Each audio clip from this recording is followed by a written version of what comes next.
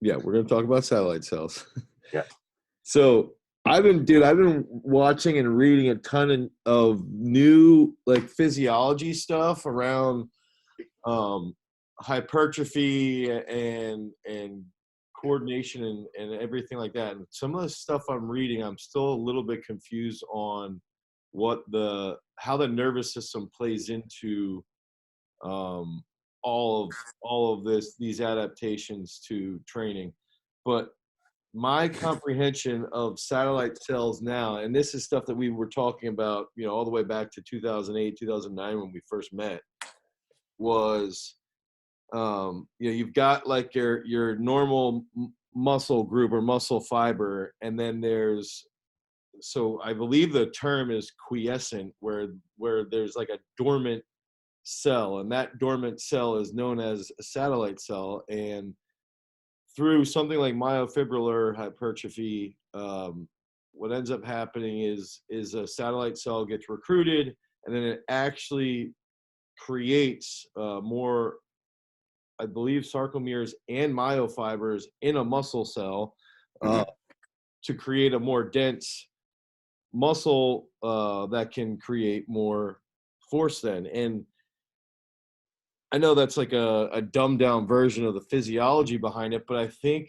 some of my general understanding is that there can be a limit of that satellite cell reserve, and the satellite cells are essentially developed from the age of birth till like 12 to 14 years, depending upon puberty and all that stuff. But your body creates these satellite cell reserves based off of its perception of physical demands.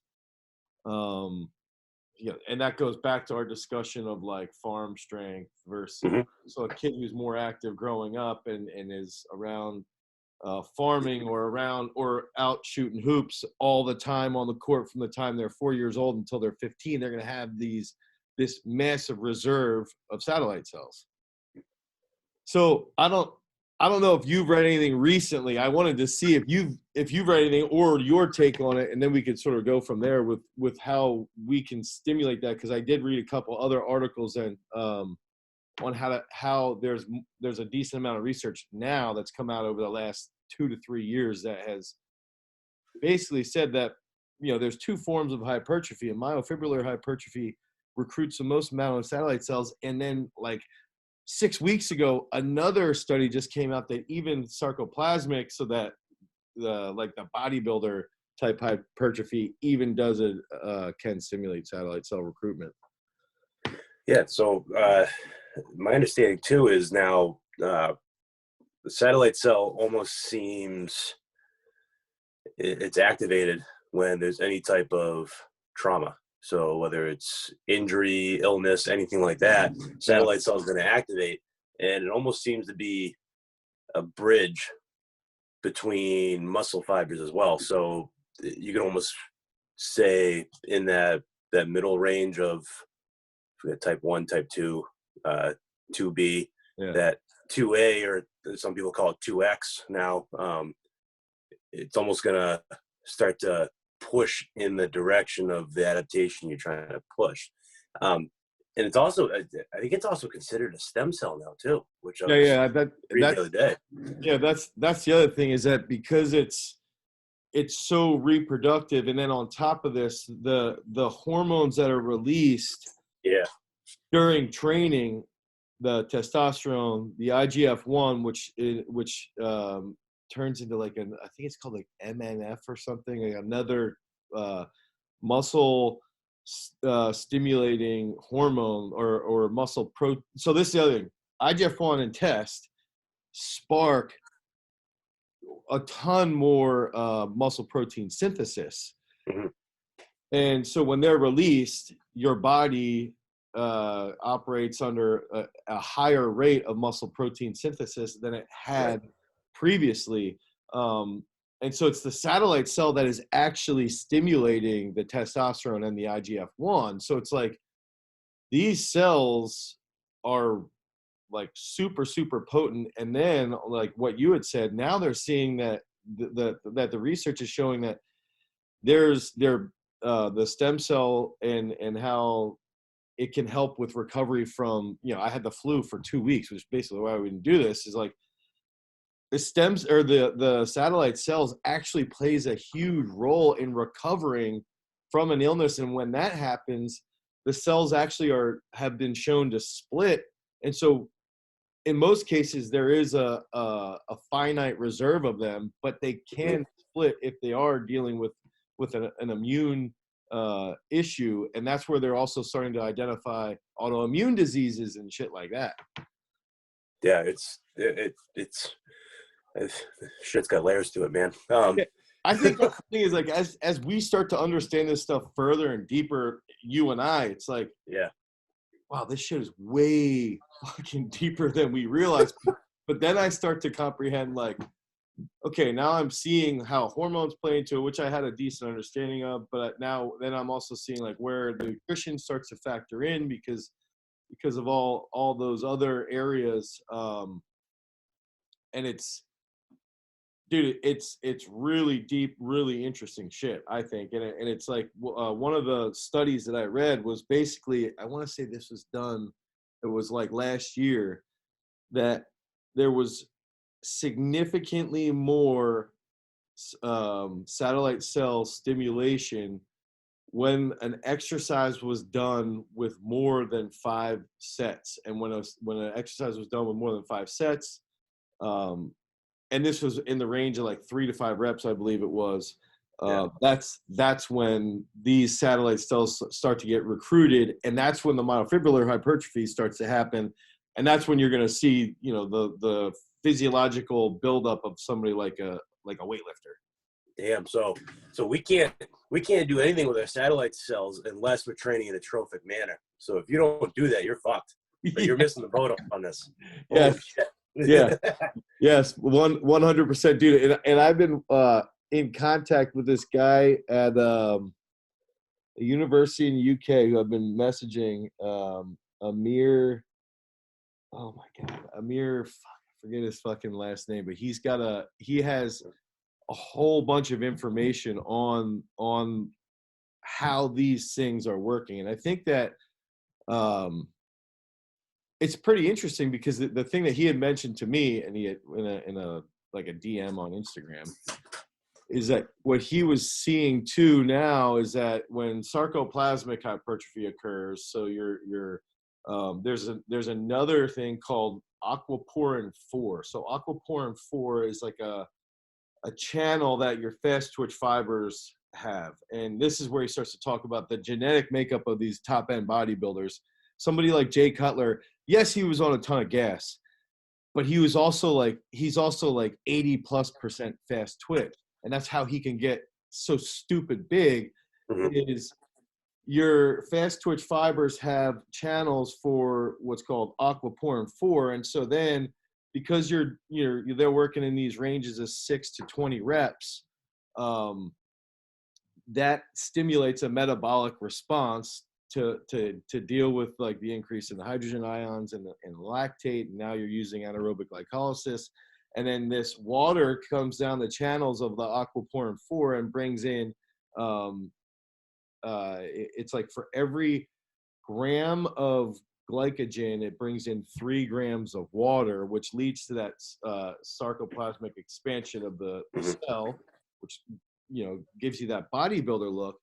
But now they're even seeing that satellite cells protect the cell membrane. So like a satellite cell will donate its myonuclei to the muscle fiber, the muscle cell, and then it's doing that to protect the membrane from essentially splitting. So he's even saying now that they're starting to see like bodybuilders that are genetically made up with more fast twitch fibers, they're going to have more aquaporin 4, and that's how these guys get huge and they still maintain a tremendous amount of strength. Think about Ronnie Coleman deadlifting like 800 right on a triple. Yeah. So it's like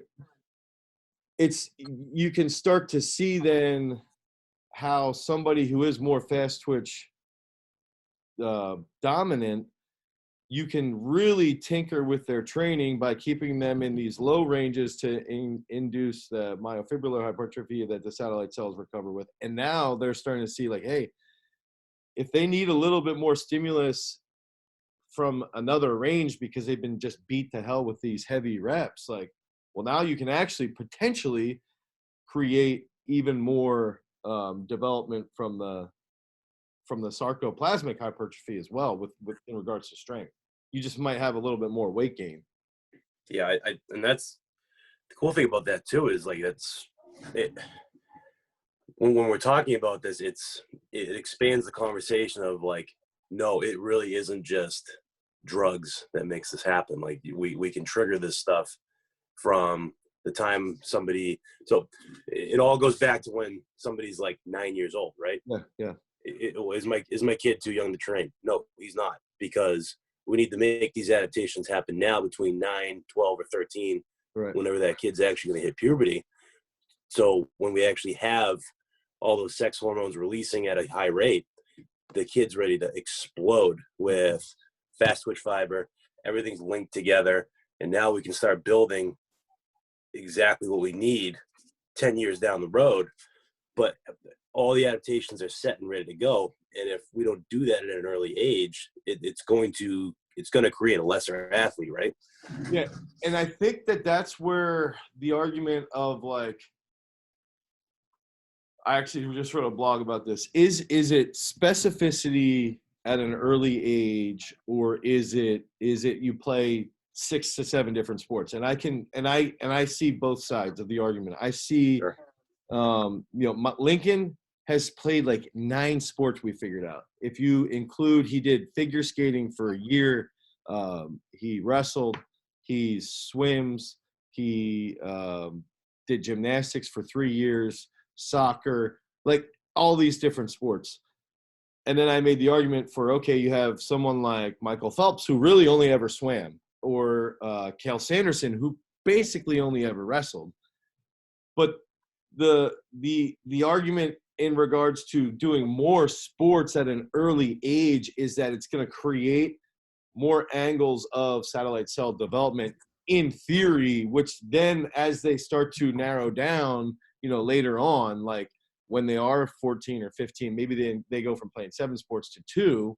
Well, now all of a sudden the reserves of satellite cells all goes back to those 7 sports. Or if we use the example of they did gymnastics all the time and then they're switching to CrossFit or weightlifting.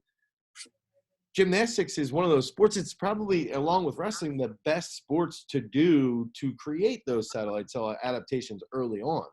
Oh yeah, absolutely. Absolutely, because you can think about, like, we'll use Lincoln as an example. He's done so many sports so far. Mm-hmm.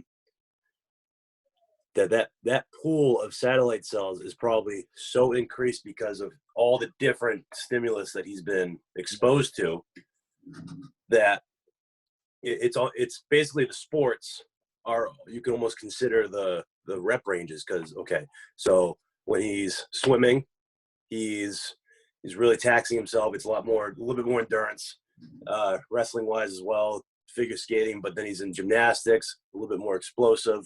So he's weightlifting. So he's getting all these ranges from all these different things. And it's not just with a barbell. So even though you could take a step back and be like, it's not specific, but it is kind of specific, because it's every time he's participating in that sport, it's almost like an exercise in itself. Yeah. Right. Yeah. I think it's absolutely that. And that's where, my argument, because a lot of people were pushing around, well, Patrick Mahomes was a good point guard and he was, drafted to play Major League Baseball. Use the best, Yeah. So it's like, athletes should play multiple sports. And then my counter argument was, Phelps and Cale Sanderson didn't play any other sports. Pyrrhos Dimos only really fucking weightlifted. So I think it's not as simple as this or that. It's really just like, some people can do really well with a specific sport and some people can't. And Lincoln's one of those kids that, like, right now, he likes playing 400 different sports. He likes weightlifting. He likes throwing. He likes doing gymnastics. He likes doing soccer. And it's like, then let him. And that the adaptation is going to be made as long as your kids are physically active and they're not zombies all the time. And that's where I think you're starting to see a lot of these, a lot of, like, almost super athletes are coming up where parents see it and their kids are literally like develop. Somebody like Lincoln, I believe, I know he's my son, but I actually believe this kid could be a freak in like 4 or 5 different sports, whereas it wasn't as prevalent because we didn't understand this. Now, at the same time, we're also seeing these freak athletes develop because they're creating this massive satellite cell reserve, but we're also seeing turds develop because these kids are just sitting on iPads all day from the time they're 3 years old until they're 15, you know? Yeah, dude. Do you remember years ago when we had a huge pool of 8th graders and 9th graders? Yeah. Huge. And we were developing them, and then within 6-8 months, they were already stronger than kids that were coming to us who were we had some juniors and some seniors, and we were like, what is wrong with these kids? Like, yes. they can't do this, they can't on that, they can't recover, they can't handle any of the volume that we're asking them to do. It's like, and we had these kids that they were in swimming, they were in field sports, they were in wrestling. They're doing all the shit, and then they finally came to see us, and then it was just this freaking explosion right within 6 months. And it was always that kid that was like late to the party, like, oh, I just finished my senior year, I gotta get ready for college. And it was always like, dude, you're done. Yeah, dude, you're kind of fucked. There's only so good you can get right now. Like, you're done developing. And it, like you're saying, that motor pool was done developing. That's all we had to use with, and it wasn't even close to being the size of someone like Jake Horst at that time, you know? Yeah, and what's even funnier is like Jake literally only ever played soccer and wrestled. That was it.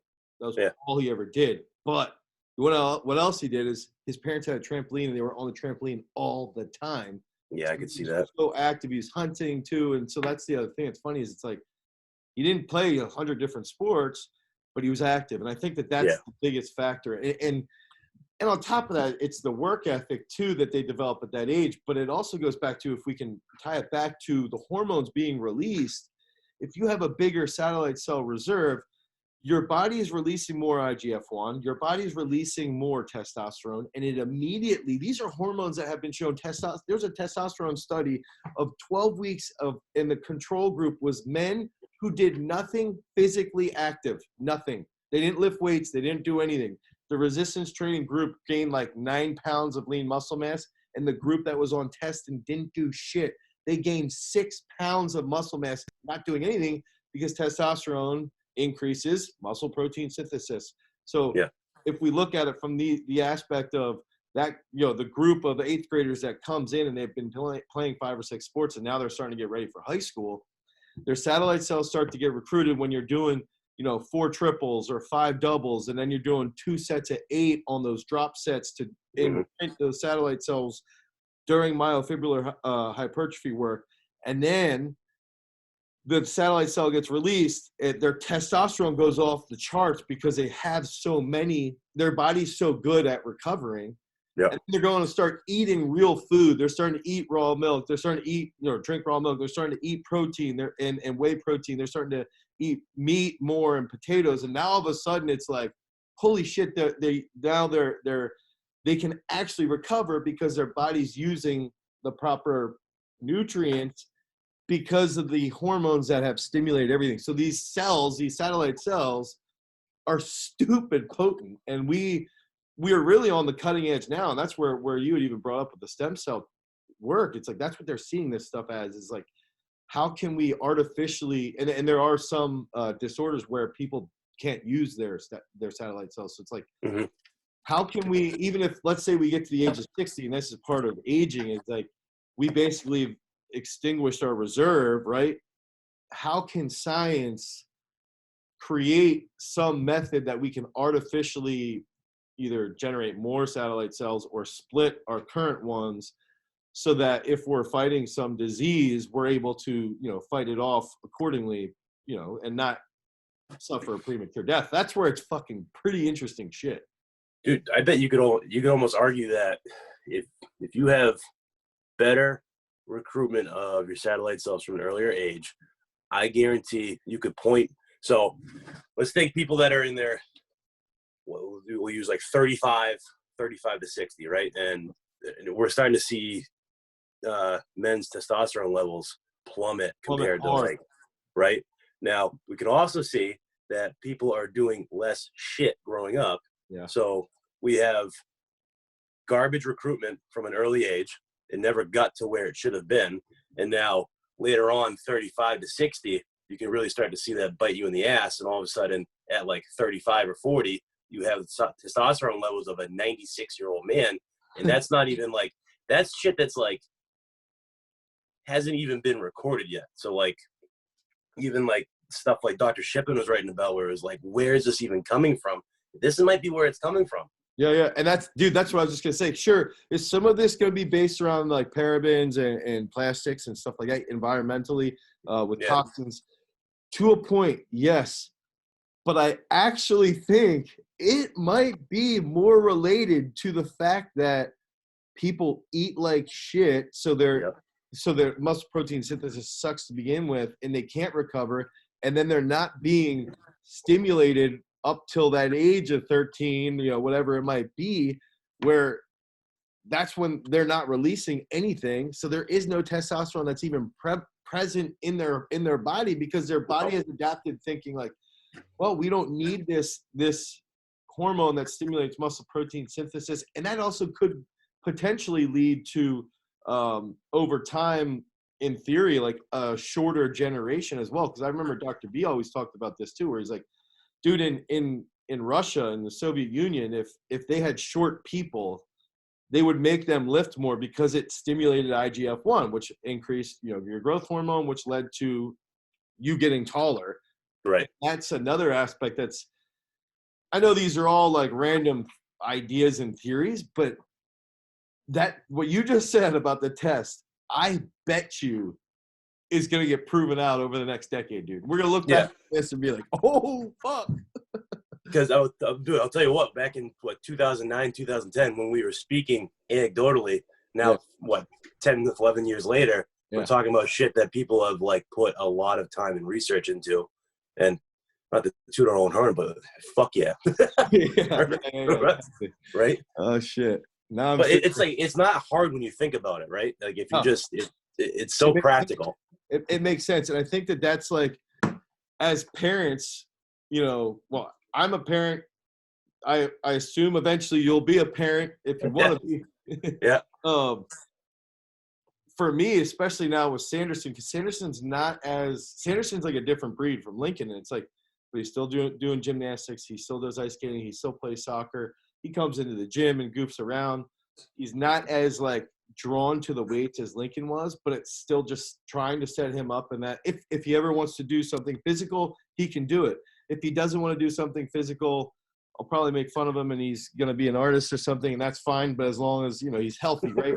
Yeah. And I think that's where, for us as parents, that's important to make sure our kids stay active. But then as coaches, it's sitting there educating our parents that are coming in to train with us. And then on top of that, being like, yo, this is how we're setting up our training. We're going to try and make neurological adaptations for the first 8 to 12 months so that you become more coordinated and you're not all over the place and you're super wobbly. And then after those neurological adaptations are imprinted, now we can create the specific hypertrophy work that we want to work towards. Do you need to gain weight for a sport? Well, we'll likely work a little bit more in the sarcoplasmic hypertrophy ranges.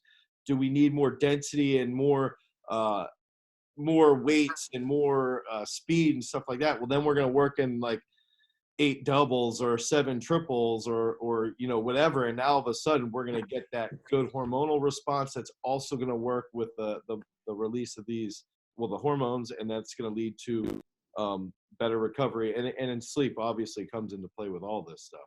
Yeah, absolutely. And their ability to, as you were just saying that, I was thinking about, but we were having a conversation the other day about, I know a few weightlifters that only train like 3 times a week.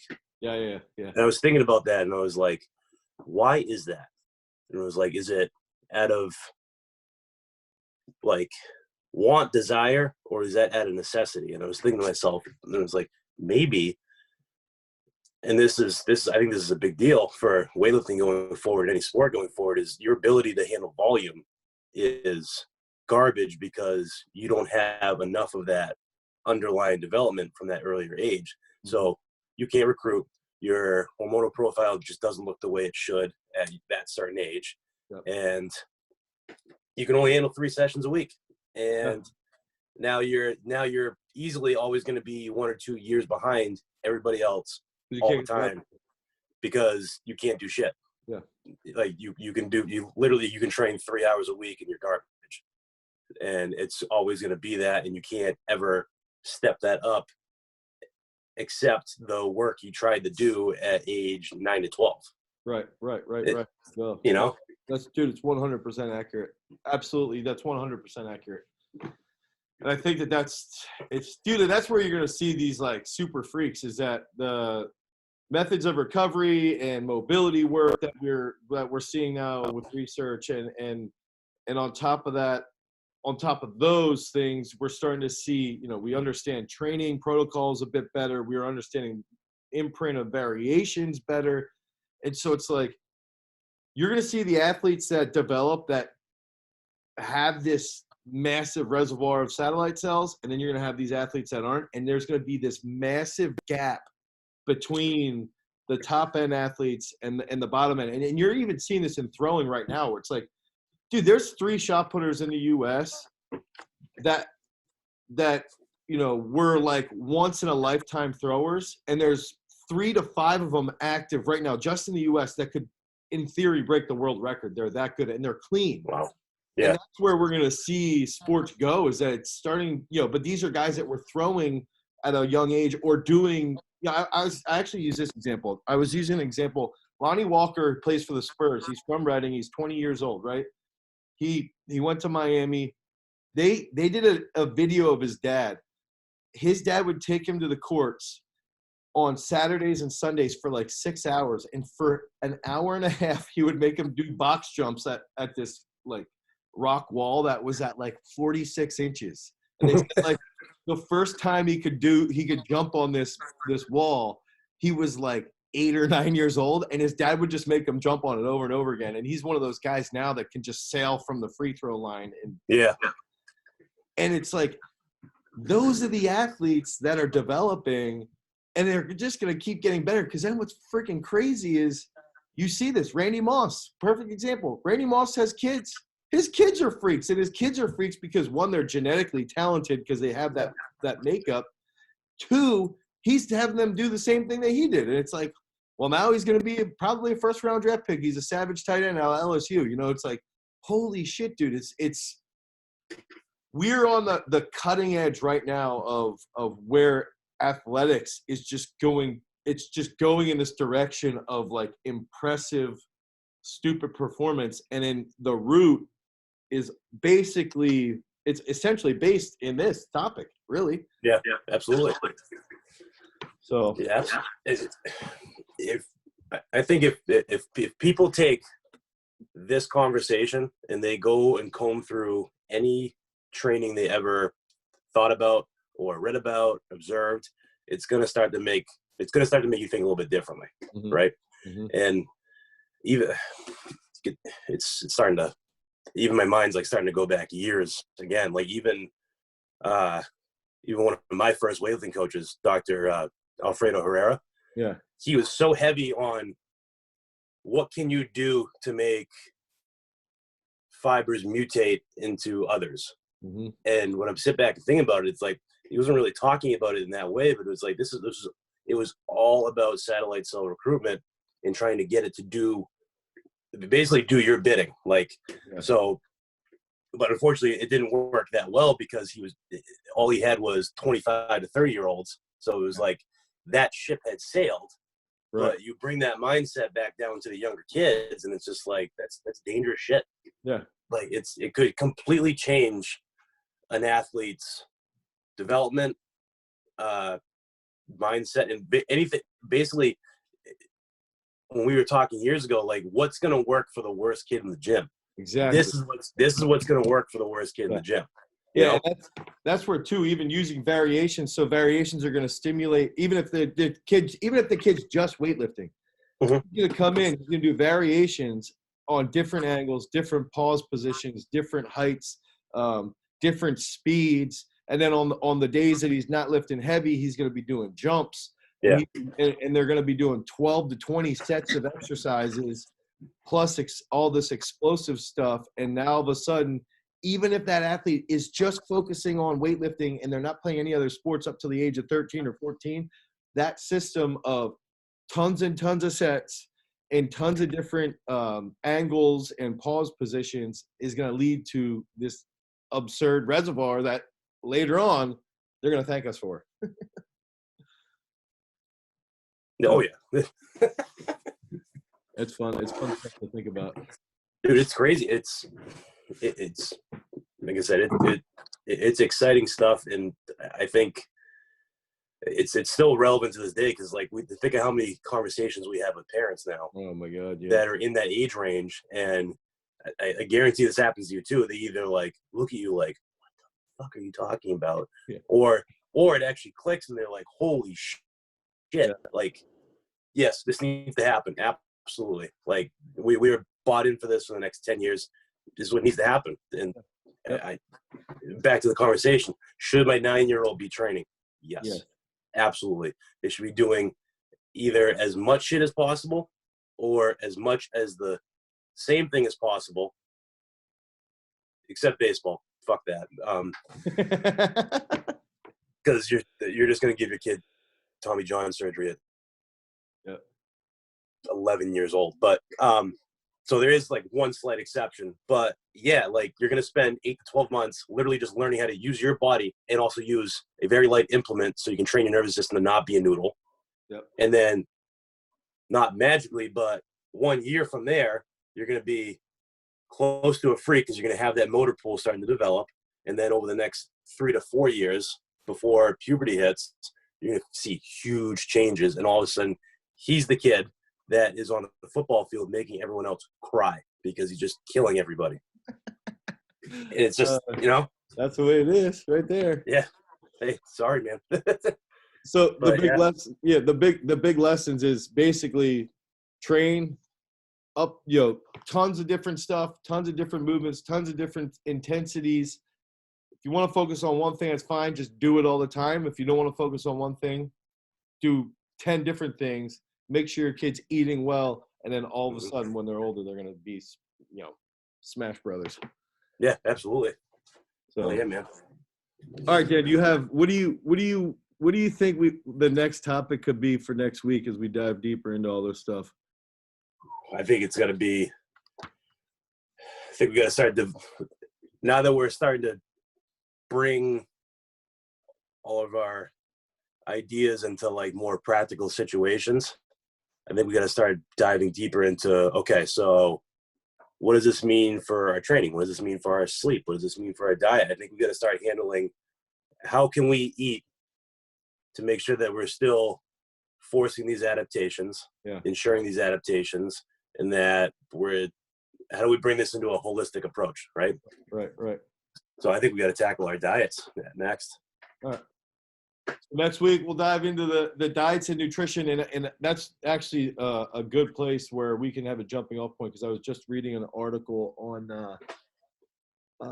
it was researchers that were comparing vegan-based proteins to whey protein isolate with the same amount of leucine content. So 2.6 grams of leucine in the WPI and the whey protein isolate, which came out to like 24 grams of protein versus 34 grams of protein with 2.6